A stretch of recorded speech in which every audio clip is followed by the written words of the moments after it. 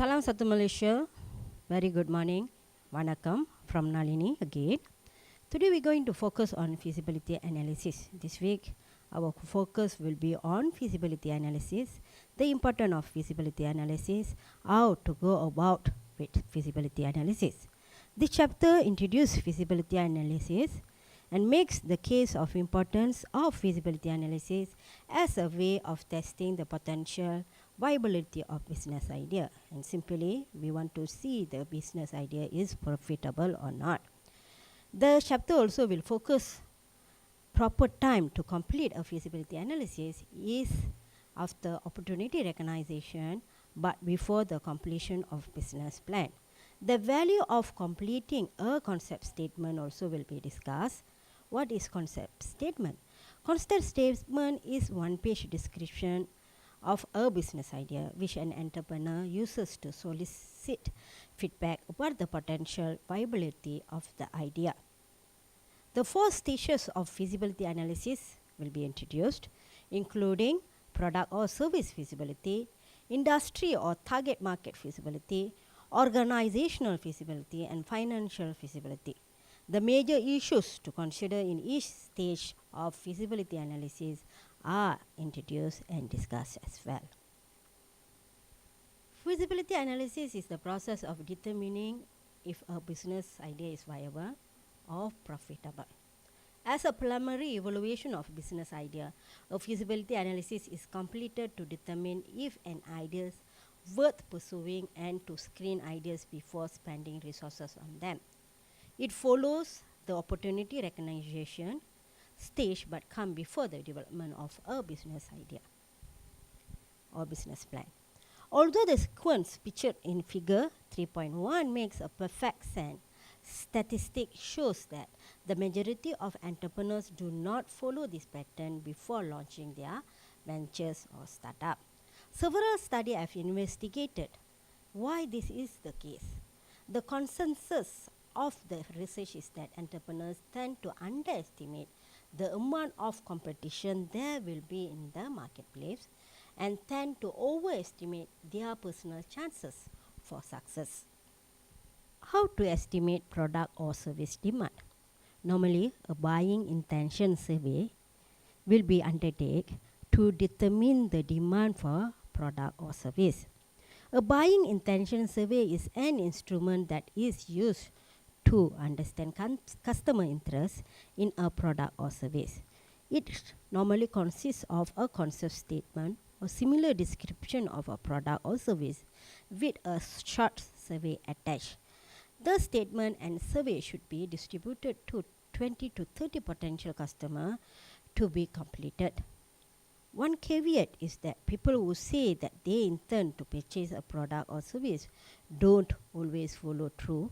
As a result, the number resulting from this activity are almost always optimistic.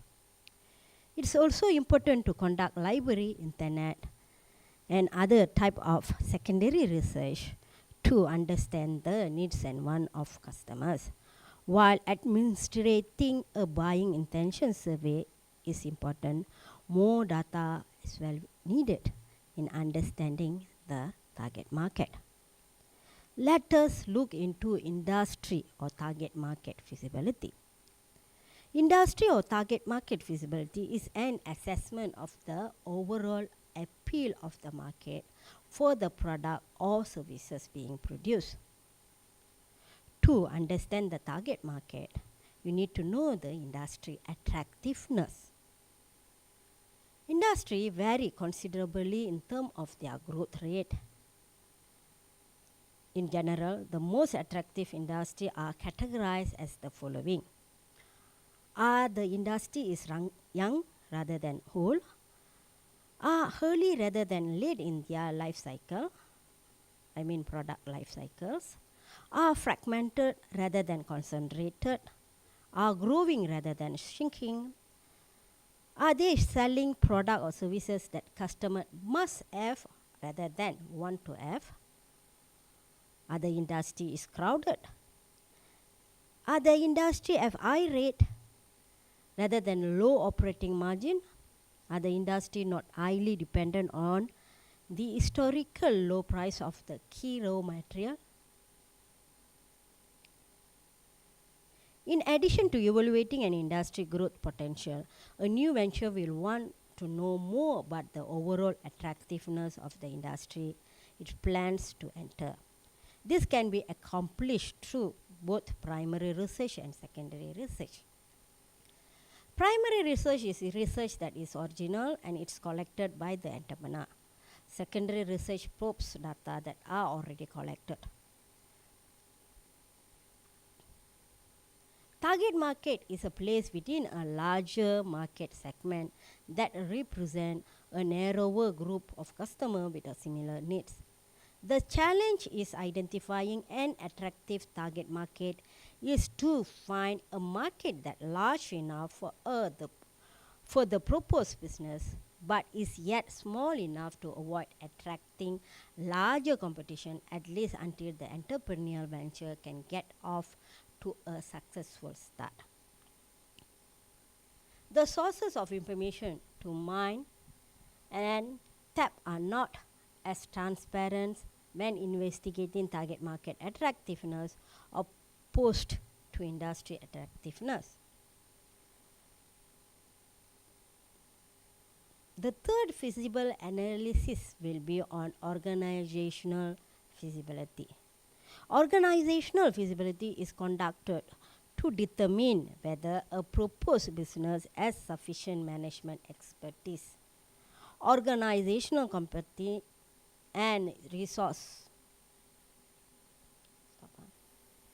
Guys, I really hope you are not bored yet. Let us look into organizational feasibility analysis.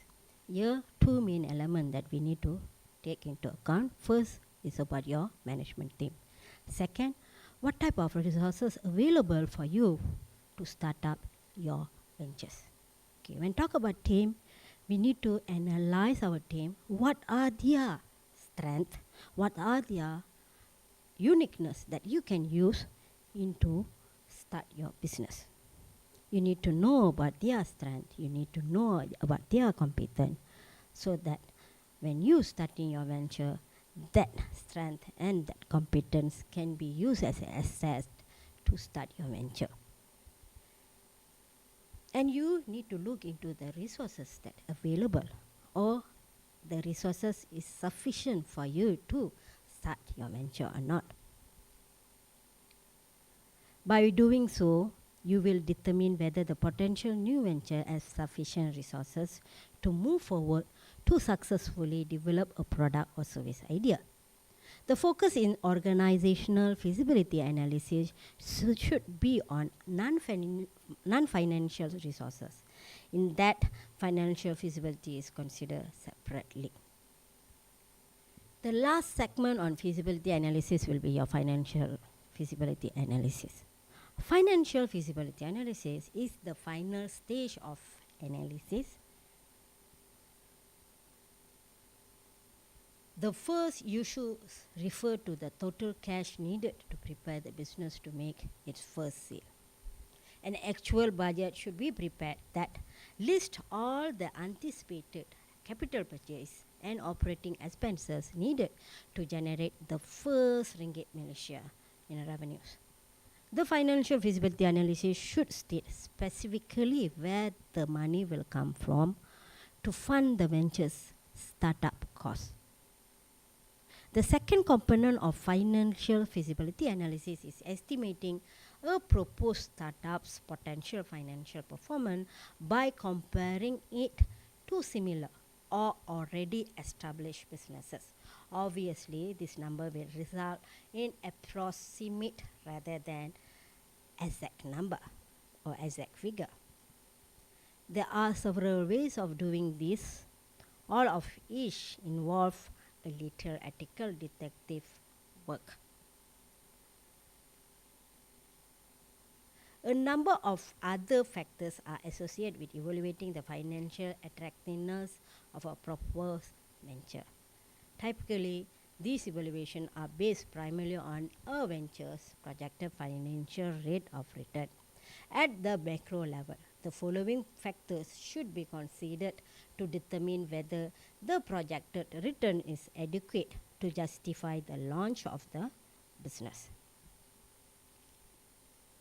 So, before you launch any type of business, whether it's product or services, you should know the amount of capital needed to be invested, the amount of time required to earn the return, the risks assumed in launching the business, the existing alternatives for the money being invested, the existing alternative for the entrepreneur's time and effort.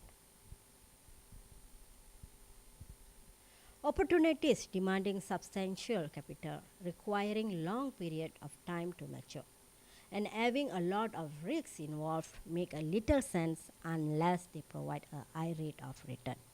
A number of other financial factors are associated with promising business opportunities, and you can see the example in the main reference book. So that is all about feasibility analysis. So just to sum up, we got 4 types of feasibility analysis: product or service feasibility analysis, organizational feasibility analysis, a financial feasibility analysis, and industry feasibility analysis.